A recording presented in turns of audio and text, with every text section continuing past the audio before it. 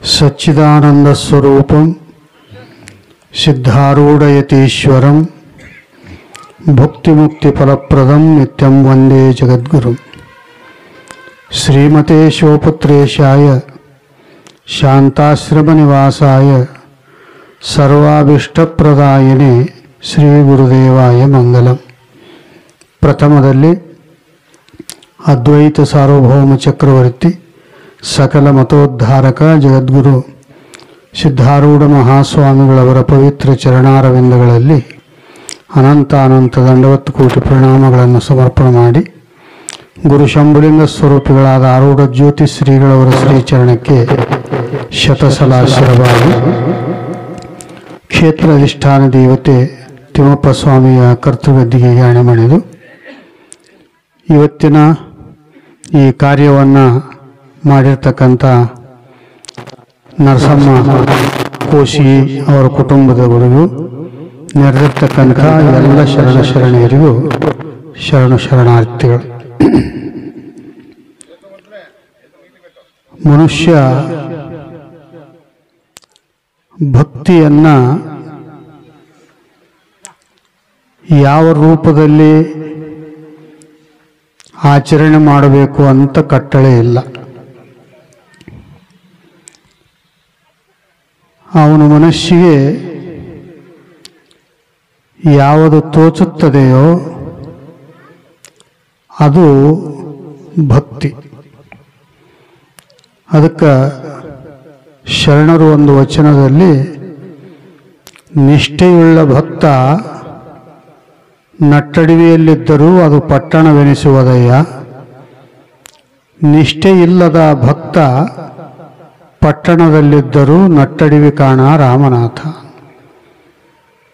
ಜೇಡರ ದಾಸಿಮಾರಿಯರು ಈ ಒಂದು ಸಂದೇಶವನ್ನು ನಮ್ಮೆಲ್ಲರಿಗೆ ಕೊಟ್ಟಿದ್ದಾರೆ. ನಿಷ್ಠೆಯುಳ್ಳ ಭಕ್ತ ದೇವರ ಮೇಲೆ, ಗುರುವಿನ ಮೇಲೆ, ದೈವದ ಮೇಲೆ ನಿಷ್ಠೆ, ಪ್ರೀತಿ, ಪ್ರೇಮ, ವಿಶ್ವಾಸ ಇದು ಗಟ್ಟಿಯಾಗಿತ್ತು ಅಂತಂದರೆ ಅವನು ಅಡಿಯೊಳಗಿದ್ರೂ ಸಹಿತ ಅದು ಪಟ್ಟಣದೊಳಗಿದ್ದಂಗ. ನಿಷ್ಠೆನೇ ಇಲ್ಲ, ಪ್ರೀತಿ ಇಲ್ಲ, ವಿಶ್ವಾಸ ಇಲ್ಲ, ಶ್ರದ್ಧೆ ಇಲ್ಲ, ಪಟ್ಟಣದ ಮಧ್ಯದಲ್ಲಿದ್ರೂ ಸಹಿತ ಅದು ಅಡವಿ ಇದ್ದಂಗ. ಅದಕ್ಕೆ ಜೀವನದಲ್ಲಿ ನಿಷ್ಠೆ ಭಾಳ ಮುಖ್ಯ. ಇವತ್ತು ಏನಾದರೂ ಕೊಟ್ಟರೆ ಭಕ್ತ, ಕೊಡಲಿಲ್ಲ ಅಂದರೆ ಭಕ್ತ ಅಲ್ಲ ಅಂತಲ್ಲ. ಏನೂ ಇಲ್ಲ ಅಂದ್ರೂ ದೇವರು ನಮಗೆ ಮನಸ್ಸು ಕೊಟ್ಟಿದ್ದಾನೆ. ಮನಸ್ಸನ್ನಾದರೂ ನಾವು ಗುರುವಿನ ಪಾದಕ್ಕೆ ಅರ್ಪಣೆ ಮಾಡಿದರೆ ನಾವು ಶಿಷ್ಯರಾದದ್ದು ಸಾರ್ಥಕ ಆಗ್ತದೆ.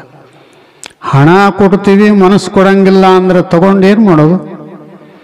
ಭಾಳ ಜನ ನಾವು ಎಂಥವ್ರದೀವಪ್ಪ ಅಂತ ಕೇಳಿದರೆ ಲಕ್ಷಗಟ್ಟಲೆ ಹಣ ಕೊಡು ಅಂದ್ರೆ ಕೊಡ್ತೀವಿ ಸ್ವಾಮಿ, ಆದರೆ ನಿಮ್ಮ ಮಾತು ಕೇಳಂದ್ರೆ ಕೇಳೋಕ್ಕಾಗೋದಿಲ್ಲ ನಮ್ಗೆ ಅಂತಾರೆ ಭಾಳ ಮಂದಿ. ತಗೊಂಡೇನು ಮಾಡೋದು?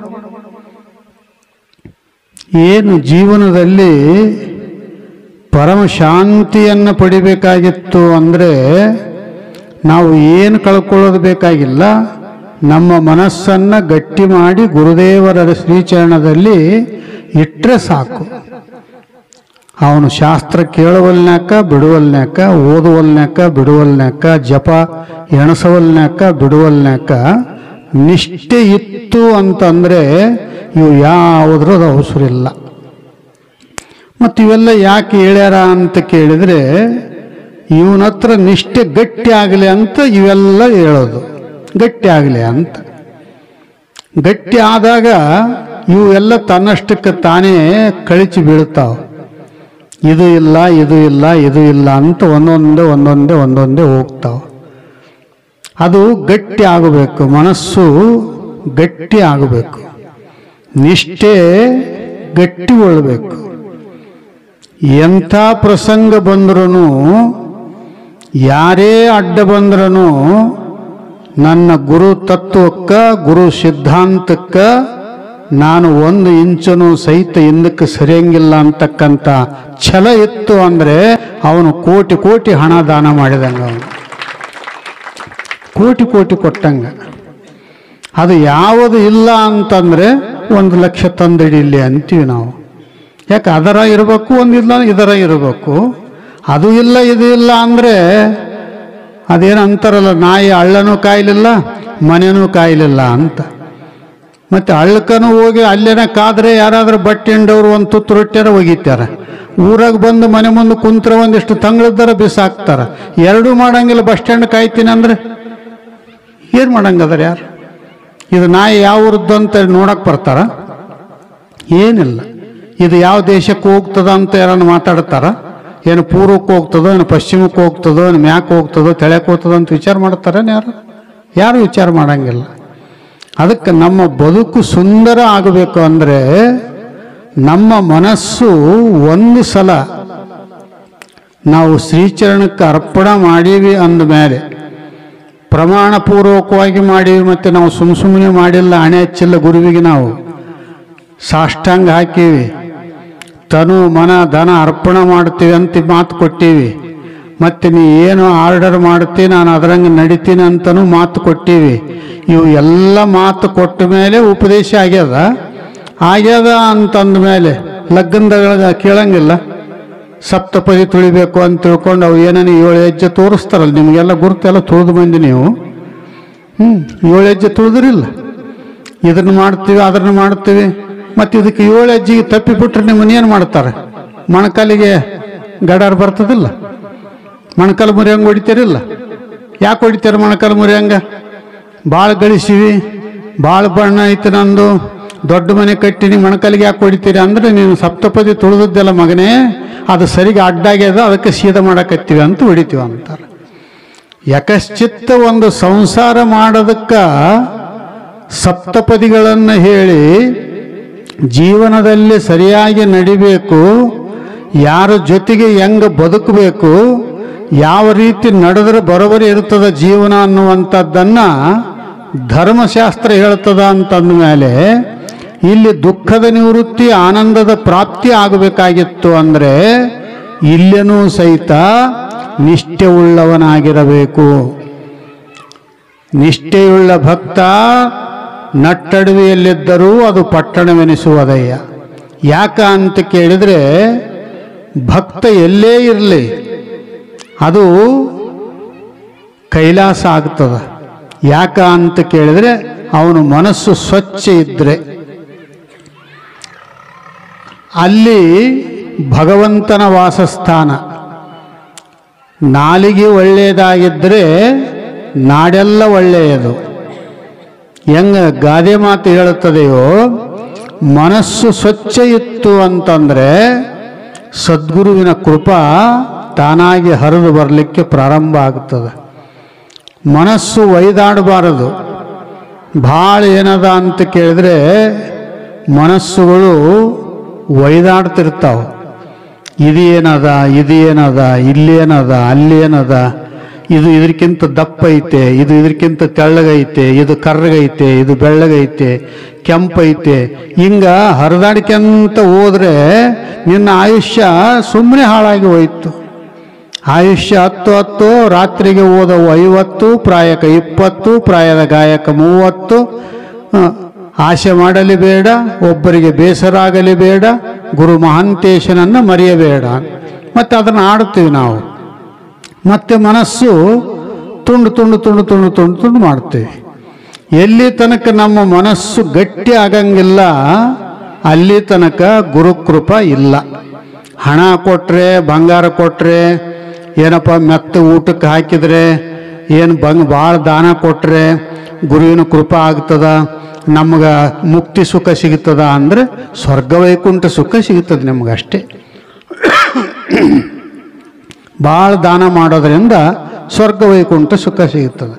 ಮುಕ್ತಿ ಸುಖನೇ ಸಿಗಬೇಕಾಗಿತ್ತು ಅಂತಂದರೆ ಮನುಷ್ಯ ಮನಸ್ಸನ್ನು ಗಟ್ಟಿ ಮಾಡಿ ಸದ್ಗುರುವಿನಲ್ಲಿ ನಂಬಿಕೆಯನ್ನಿಟ್ಟು ಅವನ ಮಾತುಗಳನ್ನು ಕೇಳಿ, ನೀವು ಹೆಂಗ ಹೊಲ್ದಾಗ ಬೆಳೆದು ಬೆಳೆ ಹಣ ಸಂಪಾದನೆ ಮಾಡಿ ನಿಮ್ಮ ಸಂಸಾರದೊಳಗೆ ಅವಾಗೆಷ್ಟು ಇವಾಗೆಷ್ಟು ಅವಾಗೆಷ್ಟು ಇವಾಗೆಷ್ಟು ಗಳಿಸಿದ್ದಂಥ ಹಣವನ್ನು ಬಳಸಿ ಅಂತ ಆರಾಮ್ ಹೆಂಗೆ ಇರ್ತೀರೋ ಕೇಳ್ತಾರೆ ನಿಮ್ಮನ್ನು. ಏನು ಚಲೋ ಬಟ್ಟೆ ತೊಟ್ಟಿದ್ದಿ, ಬಟ್ಟಿಗೆ ಉಂಗುರ ಇಟ್ಟಿದ್ದಿ, ಕೊಳ್ಳಾಗ ಲಾಕೆಟ್ ಅದ, ಮತ್ತು ಕೈಯಾಗ ಗಾಡಿ ಅದ, ಏನು ಲಾಟ್ರಿ ಇತ್ತು ಏನು ಅಂತ ಕೇಳಿದಾಗ ನೀವೇನಂತೀರಿ? ಏನಿಲ್ಲ, ಈ ವರ್ಷ ಹೊಲ ಚಲೋ ಬೆಳೀತು, ಎಲ್ಲ ಸಾಲ ಮುಟ್ಟಿಸಿಬಿಟ್ಟೆ, ಮುಟ್ಟಿಸಿದ ಮೇಲೆ ರೊಕ್ಕ ಉಳಿತು, ಅದಕ್ಕೆ ನಾವೆಲ್ಲರೂ ಚಲೋ ಬಟ್ಟೆ ತೊಟ್ಟಿವಿ, ಚಲೋ ಅದೀವಿ, ಚಲೋ ಊಟ ಮಾಡಕತ್ತೀವಿ. ನೀನು ಬಳಸಿ ಗಳಿಸಿದ್ದು ಸಾರ್ಥಕ ಆಯಿತು ಅಂತ ನಿನಗೆ ಬೆನ್ನು ಚಪ್ಪರಿಸಿ ಮುಂದಾದ್ರೂ ನೀನು ಸಂಸಾರದೊಳಗೆ ಹಿಂಗೆ ದುಡ್ಕೊಂಡು ತಿನ್ನಪ್ಪ, ಹಸುದು ಬಂದವ್ರಿಗೆ 4 ತುತ್ತು ಅನ್ನ ದಾನ ಮಾಡು ಅಂತ ಬುದ್ಧಿ ಮಾತು ಹೇಳಿ ಕಳಿಸ್ತಾರೆ. ಮತ್ತು ಅದು ಇಲ್ಲ ಇದಿಲ್ಲ, 10 ಎಕರೆ 20 ಎಕರೆ ಹೊಲ ಐತೆ ಅಂತಂದ್ರೂ ಸಹಿತ ಮಳೆ ಬಂದ್ರೂ ಹೊಲಕ್ಕೆ ಕಾಲಿಡಂಗಿಲ್ಲ, ಬೆಳೆ ಬಂದದಂತನೂ ಹೊಲಕ್ಕೆ ಕಾಲಿಡಂಗಿಲ್ಲ. ಬಜಾರ್ದಾಗ ಹಂಗೆ ಗಣ ಗಣ ಗಣ ಗಣ ತಿರುಗಿದ್ರೆ ಸಂಜೆಗೆ ಮನೆಗೆ ಬಂದ್ರೆ ನಿಮ್ಗೇನು ಕಾಲಿಗೆ ನೀರು ಹಾಕಿ ಒಳಗೆ ಕರ್ಕೊಂತಾರೇನು? ಬದ್ಲಿಯವರಲ್ಲ ನಿಮ್ಮ ಹೆಂಡ್ರೆ. ಬಜಾರ್ದಾಗ ತಿರುಗಿ ಬಂದಿದ್ದಿ, ಕಾಲಿಗೆ ನೀರು ಹಾಕ್ತೀನಿ, ಮೆತ್ತ ಕೂಳು ಕುದಿಸಿ ತಿಂದು ಮನೆಗೆ ಬಾ ಅಂತ ಅಂತಾರೇನು? ಅದೇ ಒಲೆ ಗಿಡ ಕಟ್ಟಿಗೆ ತಗೊಂಡು 4 ಜಜ್ತಾರೆ ಯಾರು ನೋಡ್ಲಾರ್ದಂಗೆ. ಮುಂಜಾನೆ ಎದ್ದು ಇವನು ಕೈ ಸೊಟ್ಟು ಮಾಡ್ಕೊಂಡು ಹೋಗಿರ್ತಾನೆ. ಏನಾಯ್ತು ಅನ್ನ, ಏನಿಲ್ಲ ಸ್ವಲ್ಪ ನಿಷೇಧ, ಏನು ತೊಡೆದ್ರ ಅಂತ ಹೆಂಗೆ ಅಂತಾನೆ. ಹೇಳಂಗಿಲ್ಲ ಅದನ್ನು. ಏನು ಸ್ವಲ್ಪ ಜೋಲಿ ಆಯಿತು, ಗಟರದಾಗ ಬಿದ್ದೆ, ಅದಕ್ಕೆ ಕೈ ಸೊಟ್ಟಾಗ್ಯದ ಅಂತ ಹೇಳಿ ದಾಟ್ಕೊಂಡು ಹೋಗ್ತಾನೆ. ಇಂಥ ನಾಯಿ ಬದುಕುವುದಕ್ಕಿಂತ ನಾವು ಗುರುಪುತ್ರರಾದ ಮೇಲೆ ಸಂಸಾರ ಪಕ್ಕ ಮಾಡಬೇಕು, ಪಕ್ಕ ದುಡಿಬೇಕು. ಅದು ಎಷ್ಟು ಗಟ್ಟಿ ನಂಬಿವೋ ಅಷ್ಟೇ ಗಟ್ಟಿ ಗುರುಪಾದವನ್ನು ನಂಬಬೇಕು. ಅದು ನಿಷ್ಠೆಯಿಂದ ನಂಬಬೇಕು. ಅದು ಹೆಂಗಾರ ನಂಬುತ್ತೀನಿ ಅಂತಲ್ಲ, ಸುಮ್ಮನೆ ನಂಬುತ್ತೀನಿ ಅಂತ ಒಂದು ತೆಂಗಿನಕಾಯಿ ಹೊಡೆದ್ರೆ ನಂಬಿದಂಗೆ ಅಲ್ಲ ಅದು. 10 ರೂಪಾಯಿ ಇಟ್ಟು ನಮಸ್ಕಾರ ಮಾಡಿದರೆ ನಂಬಿದಂಗೆ ಅಲ್ಲ ಅದು. ಏನೋ ಒಂದು ತುತ್ತು ಅನ್ನ ಹಾಕಿದರೆ ನಂಬಿದಂಗೆ ಅಲ್ಲ. ನಿಮ್ಮ ಕರ್ತವ್ಯ ಅದು. ನೀವು ನಮಸ್ಕಾರ ಮಾಡೋದು, ಅನ್ನ ಹಾಕೋದು, ವಸ್ತ್ರ ಕೊಡೋದು ನಿಮ್ಮ ಕರ್ತವ್ಯ. ಅದು ನಿಮ್ಮ ಪುಣ್ಯಕ್ಕೋಸ್ಕರವಾಗಿ ನೀವು ಮಾಡಿದ್ದು. ಆದರೆ ದುಃಖದ ನಿವೃತ್ತಿ, ಆನಂದದ ಪ್ರಾಪ್ತಿ ಆಗಬೇಕಾಗಿತ್ತು ಅಂತಂದರೆ ನಿಷ್ಠೆ ಗಟ್ಟಿಗೊಳ್ಳಬೇಕದು. ಯಾರೇ ಬೇಕಾದವರು ಬೇಕಾದ್ದನ್ನಲಿ. ನೀವು ಸಂಸಾರದೊಳಗೆ ಒಂದು ಗಂಡಿಗೆ ಒಂದು ಹೆಣ್ಣು, ಹೆಣ್ಣಿಗೆ ಒಂದು ಗಂಡು ಜೊತೆ ಮಾಡಿರ್ತೀರಿ.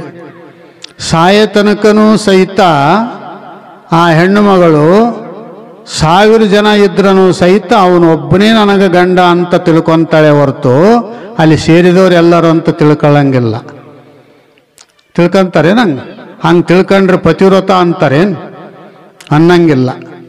ಅದಕ್ಕೆ 1000 ಮಂದಿಯಾಗಿದ್ರೂ ಸಹಿತ ತನ್ನ ಗಂಡನೇ ಹೆಂಗೆ ಕಾಣಿಸ್ತಾನೋ, 1000 ಜನ ಇದ್ರೂ ಸಹಿತ ಯಾರು ಸರಿ ಕಾಣಂಗಿಲ್ಲ.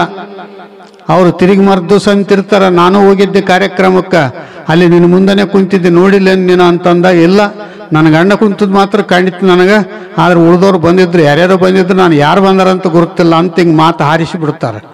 ಸಂಸಾರದೊಳಗನೆ ಇಷ್ಟು ಗಟ್ಟಿರ್ಬೇಕಂತ ನಿಯಮ ಐತೆ ಅಂದಮೇಲೆ ಇವತ್ತು ನಾವು ಬೇರೆ ಬೇರೆ ವಸ್ತುಗಳನ್ನು ಬೇರೆ ಬೇರೆ ಕಡೆ ಹುಡುಕ್ಯಂತ ಓದಿವಿ ಅಂತಂದರೆ ಅವನು ದಪ್ಪದನ, ಇವನು ತೆಳ್ಳಗದನ, ಅವನು ಹಂಗದನ ಹಿಂಗದನ ಅಂತ ಹುಡುಕ್ಯಂತ ಓದಿವಿ ಅಂದ್ರೆ ಗಣಿತ ಅಂತಾರೇನು? ನಮಗೇನು ಅಂತಾರೆ? ವೇಶ್ಯ ಅಂತ ಕರೀತಾರೆ.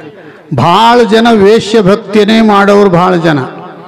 ಆ ವೇಶ್ಯ ಭಕ್ತಿ ಅದು ಅನರ್ಥಕ್ಕೆ ಕಾರಣ ಆದೀತೆ ಹೊರತು ಅದು ಫಲ ಕೊಡುವುದಲ್ಲ. ಈ ಸದ್ಯತ್ ಕಾಲದಲ್ಲಿ ಸುಖ ಕೊಟ್ಟಂಗೆ ಕಾಣಿಸ್ತದ, ಆದರೆ ಅದರಂಥ ದುಃಖ, ಅದರಂಥ ಪಾಪದ ಕೆಲಸ ಜೀವನದಲ್ಲಿ ಮತ್ತೆ ಎಲ್ಲಿನೂ ಇಲ್ಲ. ಅದಕ್ಕೋಸ್ಕರವಾಗಿ ನಮ್ಮ ಭಕ್ತಿ ಅನ್ನುವಂಥದ್ದು ಗಟ್ಟಿಗೊಳ್ಳಬೇಕು. ಏನೇ ಇದ್ರೂ ಸಹಿತ ಅದನ್ನು ನಾವು ಗಟ್ಟಿಗೊಳಿಸಿಕೊಂಡಾಗ ನಿಷ್ಠೆ ಅಂತಕ್ಕಂಥದ್ದು ಗಟ್ಟಿ ಆಯಿತು ಅಂತಂದರೆ ಸದ್ಗುರುವಿನ ಅನುಗ್ರಹ ಹರಿದು ಬರಲಿಕ್ಕೆ ಪ್ರಾರಂಭ ಆಗ್ತದೆ. ಗುರು ನಮಗೆ ಕೃಪಾ ಮಾಡ್ತಾನೆ. ಗುರು ದಯಾಳಿದ್ದಾನೆ. ಸಿದ್ಧಾರೂಢ ದಯಾಳ ನಮ್ಮನ್ನು ಮಾಡಿದ ಜಳಾಜಳ.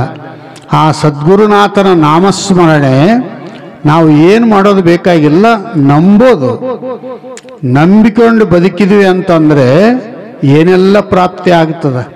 ಈಗ ಕ್ಷಣಿಕ ವೈಭವಗಳನ್ನು, ಕ್ಷಣಿಕ ಮಾತುಗಳನ್ನು, ಕ್ಷಣಿಕ ಸುಖವನ್ನು, ಕ್ಷಣಿಕ ವಿಚಾರಗಳನ್ನು ನಾವು ನಂಬಿದ್ವಿ ಅಂತಂದರೆ ನಮ್ಮ ಜನ್ಮ ನಾವೇ ಹಾಳು ಮಾಡಿಕೊಂಡಂಗೆ. ರಾತ್ರಿ ನೋಡಿದ ಬಾವಿ ಒಳಗೆ ಹಗಲತ್ತು ಹೋಗಿ ಬಿದ್ದಂಗೆ. ಕೆಲವರು ಹಗಲತ್ತು ನೋಡಿದ ಬಾವಿಯಾಗ ರಾತ್ರಿ ಬೀಳ್ತಿರ್ತಾರೆ. ಆದರೆ ಇವ ಏನಾರ ಅಂದ್ರೆ ರಾತ್ರಿ ನೋಡಿದ ಬಾವಿಯಾಗ ಹೋಗಿ ಹಗಲತ್ತು ಬಿದ್ದಾನೆ, ಬಾವಿ ಕಾಣವಲ್ತು ಅಂತ. ಅದಕ್ಕೆ ಜೀವನ ಆ ಥರ ಆಯಿತು ಅಂತಂದರೆ ಸಾರ್ಥಕ್ಯ ಆಗಲಿಕ್ಕೆ ಸಾಧ್ಯ ಆಗೋದಿಲ್ಲ. ಅದಕ್ಕೋಸ್ಕರವಾಗಿ ನಿಷ್ಠೆಯುಳ್ಳ ಭಕ್ತ ನಟ್ಟಡುವೆಯಲ್ಲಿದ್ದರೂ ಅದು ಪಟ್ಟಣವೆನಿಸುವುದಯ್ಯ. ನಿಷ್ಠೆ ಇಲ್ಲದ ಭಕ್ತ ಪಟ್ಟಣದಲ್ಲಿದ್ದರೂ ಅದು ನಟ್ಟಡಿವಿ ಕಾಣ ರಾಮನಾಥ ಅಂತ ತಿಳ್ಕೊಂಡು ಜೇಡರ ದಾಸಿಮಾರಿಯರು ಈ ಸಂದೇಶವನ್ನು ಕೊಟ್ಟಿದ್ದಾರೆ. ಮುಖ್ಯವಾಗಿ ಸಂಸಾರದೊಳಗನೂ ಸುಖ ಇರಬೇಕು ಅಂದರೆ ನಿಷ್ಠೆ ಬೇಕು. ಪಾರಮಾರ್ಥಿಕದೊಳಗೆ ಸುಖ ಇರಬೇಕು ಅಂದರೆ ನಿಷ್ಠೆ ಬೇಕು. ವ್ಯವಹಾರದೊಳಗೆ ನಾವು ಗಳಿಕೆ ಮಾಡಿಕೊಳ್ಳಬೇಕು ಅಂದರೆ ನಿಷ್ಠೆ ಬೇಕು. ಇವತ್ತು ಒಕ್ಕಲತನದಲ್ಲಿ ನಾವು ಸಂಪಾದನೆ ಮಾಡಬೇಕು ಅಂದರೆ ಅಲ್ಲಿ ನಿಷ್ಠೆ ಬೇಕು. ಏನೇ ಮಾಡಲಿ ಪ್ರಪಂಚದೊಳಗೆ ನಿಷ್ಠೆ ಇಲ್ಲ ಅಂತಂದ್ರೆ ಕೆಲಸ ಆಗೋದಿಲ್ಲ. ಊಟಕ್ಕೆ ಕುಂತೀವಿ ಅಂದ್ರೂ ಅನ್ನದ ಮೇಲೆ ನಿಷ್ಠೆ ಬೇಕು, ನೀಡೋರ ಮೇಲೆ ಪ್ರೀತಿ ಬೇಕು, ತಾಟು ಸ್ವಚ್ಛಾಗಿರಬೇಕು ಅಂದಾಗ ಸಂತೃಪ್ತವಾದ ಊಟ ಆಗ್ತದೆ. ತಾಟು ಹೊಲಸಾಗಿತ್ತು, ನೀಡೋರ್ನ ಬಾಯಿಗೆ ಬಂದಂಗೆ ಬೈತಿದ್ದ, ಅದೇನೆಲ್ಲ ಸಿಹಿ ಐತೆ ತುಪ್ಪ ಕಲಿಸ್ಯಾರ ಕರಿ ಅಡಿಗೆಗ, ಆದರೆ ಇವನು ಹೆಂಗಂತಾನ ಏನೋ ಒಂದಿಷ್ಟು ಉಂಡಂಗೆಲ್ಲ ನನಗೆ ಸ್ವಲ್ಪ ಸಂಕಟ ಆದಂಗೆ ಆಗಕತ್ತದ ಅಂತ. ನೀವು ಯಾಕಂದರೆ ಮನಸ್ಸು ಹೊಲಸಾಗ್ಯದ, ನೀಡೋರ ಮೇಲೆ ಪ್ರೀತಿ ಇಲ್ಲ, ತಾಟು ಸ್ವಚ್ಛ ಇಲ್ಲ. ಅದಕ್ಕೆ ಇವನು ಗದ್ದಲಕ್ಕೆ ಬಿದ್ದಾನ. ಅದಕ್ಕೆ ಜೀವನದಲ್ಲಿ ಏನೇ ಮಾಡಿದ್ರೂ ಸಹಿತ ನೀವು ಬೇಕಾದ್ದು ಮಾಡ್ರಿ, ಮನಸ್ಸು ಗಟ್ಟಿಟ್ಟು ಮಾಡ್ರಿ. ವ್ಯಾಪಾರನ ಮಾಡ್ರಿ, ಉದ್ಯೋಗನ ಮಾಡ್ರಿ, ಒಕ್ಕಲ್ತನ ಮಾಡ್ರಿ. ನೀವು ಏನೇ ಮಾಡಿದ್ರೂ ಸಹಿತ ನಿಷ್ಠೆ ಗಟ್ಟಿ ಇರಬೇಕು. ಗಟ್ಟಿ ಇದ್ದಾಗ ಮಾತ್ರ ಅದರ ಪ್ರತಿಫಲ ಅಂತಕ್ಕಂಥದ್ದು ಸಿಗಲಿಕ್ಕೆ ಸಾಧ್ಯತೆ. ನಿಷ್ಠೆ ಇಲ್ಲ, ಮನಸ್ಸು ಒಯ್ದಾಡುತ್ತಿತ್ತು ಅಂತಂದರೆ ನೀವು ಎಲ್ಲಿ ಬ್ರಹ್ಮನ್ನ ಹೋಗಿ ಪಂಚಾಂಗ ಕೇಳಿದ್ರೂ ನಿಮಗೆ ಪಂಚಾಂಗ ಹೇಳಕ್ಕೆ ಸಾಧ್ಯ ಯಾರಿಗೂ ಆಗಂಗಿಲ್ಲ. ಬ್ರಹ್ಮ ಅಂತಾನೆ ಒಂದು ಸಲ ಬರೆದು ಸಹಿ ಮಾಡಿ ಶೀಲಾಗಿ ಕಳಿಸಿಬಿಟ್ಟಿನಿ, ಸಾಯನ ಸಾಯಿ ಬದುಕನ ಬದುಕು ಹೋಗಂತಾನ. ಯಾಕಂದ್ರೆ ಅವನೇನು ಮಾಡಂಗದಾನ. ಯಾಕಂದ್ರೆ ಬಂದುಬಿಟ್ಟಿವಿ ನಾವು, ಟಿಕೆಟ್ ತಗೊಂಡು ಮುಂದಕ್ಕೆ ಬಂದೀವಿ, ಮುಂದಿನ ಟಿಕೆಟನ್ನು ರಿಸರ್ವೇಷನ್ ಆಗಿಬಿಟ್ಟಾವ. ಮತ್ತು ಇನ್ನೂ ಬುದ್ಧಿ ಭೇಟಿ ಆಗಲಿಲ್ಲ ಅಂದ್ರೆ ತಗೊಂಡು ಏನು ಮಾಡೋದು? ಬ್ರಹ್ಮ ಅಂತಾನ ನೀನು ಸಾಕನ್ನ ಮನುಷ್ಯ ಜನ್ಮಕ್ಕೆ ಕಳಿಸಿದ್ದೆ, ಹೋಗಿ ಬಾ ಅಂತ ತಿಳ್ಕೊಂಡು ಅಲ್ಲೇನೂ ನಿನಗೆ ಸ್ವತಂತ್ರ ಬದುಕಕ್ಕಾಗಿಲ್ಲ ಅಂತಂದರೆ ನೀನು ನಾಯಿನರಿ ಆಗಿ ಹುಟ್ಟಿ ಅಡಿಯಾಗಿ ತಿರ್ಕೊಂಡು ಸಿಕ್ಕದ್ದು ತಿಂದು ಬಿದ್ದು ಸಾಯಿ ಹೋಗಂತಾನ ಬ್ರಹ್ಮ. ಅದಕ್ಕೆ ಎಲ್ಲಿಗೆ ಹೋದ್ರೆ ನಮ್ಮ ಪಂಚಾಂಗ ಬರೋಬ್ಬರಿ ಆಗಂಗಿಲ್ಲ. ಅದಕ್ಕೆ ನಮ್ಮ ಪಂಚಾಂಗ ನಮ್ಮ ಕೈಯೊಳಗನೇ ಅದ. ನಾವು ಸೀದಾ ಸಾಪು ಬದುಕಿದ್ದೀವಿ, ನಿಷ್ಠೆಯಿಂದ ಬದುಕಿದ್ದೀವಿ, ಗುರುವಿನ ಪಕ್ಕ ನಂಬಿದ್ದೀವಿ, ಶಾಸ್ತ್ರ ನಂಬಿದ್ದೀವಿ, ದೈವ ನಂಬಿದ್ದೀವಿ ಅಂತಂದರೆ ನಮಗೆ ಯಾವ ಥರದಿಂದ ತೊಂದರೆ ಅಂತಕ್ಕಂಥದ್ದು ಇರಲಿಕ್ಕೆ ಸಾಧ್ಯ ಇಲ್ಲ. ಅಂಥ ಕೆಲಸ ಇವತ್ತು ವಯಸ್ಸಾದ ಮೇಲೆ ನಾನು ಇರ್ತೀನೇ ಇಲ್ಲ ಅಂತಕ್ಕಂಥ ಒಂದು ಗಟ್ಟಿ ಧೈರ್ಯವನ್ನು ಮಾಡಿ ಇವತ್ತು ತುಲಾಭಾರ, ಪಾದಪೂಜಾ, ನಿಮ್ಮೆಲ್ಲರಿಗೆ ಅನ್ನಪ್ರಸಾದ ಇಷ್ಟೆಲ್ಲ ಒಬ್ಬ ಹೆಣ್ಣುಮಗಳು ಮುದುಕಿ ಸಾಣದು ಗುಡಿಸಲ್ದೊಳಗಿನ ಮನೆ. ಅದಕ್ಕೆ ನಾನು ಆ ವಚನ ಹೇಳಿದೆ, ಮನೆ ಸಾಣದು ಮನಸ್ಸು ದೊಡ್ಡದು. ಕೆಲವ್ರು ಮನೆ ಕಟ್ಟಿರ್ತಾರೆ, ಹಂದಿ ಅಡ್ಡಾಡ್ತಿರ್ತಾವ ಅವ್ರ ಮನ್ಯಾಗ, ಯಾರು ಒಬ್ರು ಕಾಲ ಇಡಂಗಿಲ್ಲ. ಯಾಕೆ ಹಿಂಗೆ ಕಟ್ಟಿರಲ್ಲ ಹಂದಿ ಅಡ್ಡಾಡ್ತಾವ ಇಲ್ಲ, ನಾವು ಗೇಟಿಗೆ ಕೀಲಿ ಹಾಕಿಬಿಟ್ಟಿವಿ, ಯಾರು ಬರಂಗಿಲ್ಲ ಮನ್ಯಾಕ ಅಂತ. ಬಂದವ್ರಿಗೆಲ್ಲ ತೆರೆದು ತೋರಿಸೋದು, ಇಂಥ ಮನೆ ಕಟ್ಟಿನ ನೋಡಿ ನಾನು, ಇದು ಇಂಥದ್ದು ಕಟ್ಟಿನ, ಅದು ಕಟ್ಟಿನ, ಇದು ಕಟ್ಟಿನ. ದಾನೆಲ್ಲ ಧರ್ಮ ಇಲ್ಲ, ಧೂಪಿಲ್ಲ, ದೀಪ ಇಲ್ಲ. ಅಂಥವ್ರ ಮನೆಗೆ ಯಾರು ಹೋಗ್ತಾರ? ಯಾರು ಹೋಗೋದಿಲ್ಲ. ಅದಕ್ಕೆ ಇವತ್ತು ಮನೆ ಸಾಣದಿದ್ರೂ ಸಹಿತ ನಮ್ಮ ಮನಸ್ಸು ದೊಡ್ಡದಿತ್ತು ಅಂತಂದ್ರೆ ನಾವೇ ಶ್ರೀಮಂತರು. ನಮ್ಮಂಥ ಸೌಕರ್ಯ ಜಗತ್ತಿಗೆ ಯಾವನೂ ಇಲ್ಲ. ದಾನ ಧರ್ಮ ಮಾಡೋಂಥವನೇ ಸೌಕಾರ. ಇನ್ನೊಬ್ಬರಿಗೆ ಹಸದವ್ರಿಗೆ ಒಂದು ತುತ್ತು ಅನ್ನ ನೀಡ್ತಾನ ಅಂದ್ರೆ ಅವನು ಸೌಕಾರ. ಮತ್ತು ತಾನೇ ಬಾಗಿಲು ಮುಚ್ಚಿಕೊಂಡು ಉಣ್ತದ್ದ ಅಂದ್ರೆ ಅವನು ಬಿಕಾರಿ ಅಂತ. ಅವನಿಗೆ ಇನ್ನೊಬ್ಬನಿಗೆ ಕೊಡೋ ತಾಕತ್ತಿಲ್ಲ ಅವನ ಹತ್ರ, ಅದಕ್ಕೆ ಅವನು ಬಿಕಾರಿ. ಬಂದವರು ಯಾರೇ ಇದ್ರೂ ಸಹಿತ ಒಂದು ತುತ್ತು ಉಣಬೇಕು, ನನ್ನ ಮನೆಯೊಳಗೆ ಕೈ ತೊಳಿಬೇಕು ಅನ್ನುವಂಥ ಗುಣ ಇತ್ತು ಅಂದರೆ ಅವನು ಮಹಾದಾನಿ. ಆ ಕೆಲಸ ಮುದುಕಿ ಇವತ್ತು ನಿಮ್ಮೆಲ್ಲರಿಗೆ ಪ್ರಸಾದದ ವ್ಯವಸ್ಥೆಯನ್ನು, ಪಾದಪೂಜೆಯನ್ನು ನನಗೆ 3 ವರ್ಷ ಆದಮೇಲೆ ಗುರುತಾಗ್ಯದ. ನನಗೆ ಈ ಕಾರ್ಯಕ್ರಮ ಇದ್ದೇ ಗುರುತಿಲ್ಲ. ಅದೇನೋ ಒಂದು ವಾರ ಅಂತ ಅಂದ ಹುಷೇನಪ್ಪ. ಆದರೆ ನನಗೆ ಈ 3 ಗಂಟೆಗೆ ಗುರ್ತಾಗ್ಯದ. ನರಸಿಂಹ ಅವರು ತಕ್ಕಡಿ ಒಯ್ಯಕ್ಕೆ ಬಂದೀವ ಅಂತಂದ್ರು. ಎಲ್ಲಿಗೆ ತಕ್ಕಡಿ ಅಂತ ಕೇಳಿದೆ. ಮಾಧವರಮುಖ ಮುದುಕಿ ತುಲಾಭಾರ ಮಾಡ್ತಾಳಲ್ಲ ಅಂತಂದು. ಮೊನ್ನೆನೇ ಮಾತಾಡೈತೆ ಸಜ್ಜರಗುಡದಾಗ ಮಾತಾಡಿದ್ರಪ್ಪ ಎಂದಂತ ನನಗೆ ಗುರುತಿಲ್ಲ ಅಂತಂದು ನಾನು 4 ಗಂಟೆಗೆ ಸ್ನಾನ ಮಾಡ್ಕೊಂಡು ಮತ್ತೆ ನಮ್ಮ ಡ್ರೈವರ್ನ ಕರ್ಕೊಂಡು ಬಂದೀವಿ. ನನಗೂ ಗುರುತಿಲ್ಲ, ಇವತ್ತೇ ಐತೆ ಅಂತ ತಿಳ್ಕೊಂಡು ನಾನು. ಆದರೆ ನೀವೆಲ್ಲರೂ ಸೇರಿದ್ರಿ. ಆ ತಾಯಿಗೆ ಎಲ್ಲರೂ ಸಂಕಲ್ಪ ಮಾಡೋದು ಸಿದ್ಧಾರೂಢ ಸದ್ಗತಿಯನ್ನು ಆ ತಾಯಿಗೆ ಕೊಡಲಿ ಅಂತ ತಿಳ್ಕೊಂಡು ಏನು ತಗೊಂಡು ಏನು ಮಾಡೋದೈತಿ. ಇವತ್ತು ಬಂಗಾರ ಸಿಗಲಿ, ಬೆಳ್ಳಿ ಸಿಗಲಿ, ಗುಡಿಸಲು ಹೋಗಿ ಬಿಲ್ಡಿಂಗ್ ಕಟ್ಟಲಿ, ಎಷ್ಟು ದಿವಸ ಇರೋದು ಬಿಲ್ಡಿಂಗಿನೊಳಗೆ? ಬಂಗಾರ ಇಟ್ಕೊಂಡು ಎಷ್ಟು ದಿವಸ ಮಂದಿಗೆ ತೋರಿಸೋದು? ಸದ್ಗತಿ ಇತ್ತು ಅಂತಂದರೆ ಸಿದ್ಧಾರೂಢಪ್ಪನ ದಯದಿಂದ ಇನ್ನೊಂದು ಸಲ ಈ ಭೂಮಿಗೆ ಬರದಂಗೆ ಆಗಿಬಿಟ್ರೆ ಸಾಕು. ಅದು ಮುಕ್ತಿಯ ಸ್ಥಿತಿ. ಅಂಥ ಒಂದು ಸ್ಥಿತಿಯನ್ನು ಸದ್ಗುರುನಾಥ ಕೊಡಲಿ ಅಂತ ತಿಳ್ಕೊಂಡು ಹಾರೈಸಿ, ಸರ್ವೇ ಜನ ಸುಖಿನೋ ಭವಂತು, ಸರ್ವೇ ಸಂತು ನಿರಾಮಯಾಃ, ಸರ್ವೇ ಭದ್ರಾಣಿ ಪಶ್ಯಂತು ಮಾ ಕಶ್ಚಿತ್ ದುಃಖ ಭಾಗ್ ಭವೇತ್ ಅಂದಂತೆ ನಿಮ್ಮೆಲ್ಲರಿಗೂ ಶುಭವಾಗಲಿ ಅಂತ ಹಾರೈಸಿ 12 ಮಾತುಗಳನ್ನು ಸದ್ಗುರುನಾಥನ ಶ್ರೀಚರಣಕ್ಕೆ ಪುಷ್ಪರೂಪವಾಗಿ ಸಮರ್ಪಿಸಿ ನಾನು ವಿಷಯಕ್ಕೆ ವಿರಾಮ ಕೊಡು. ಓಂ ತತ್ಸ.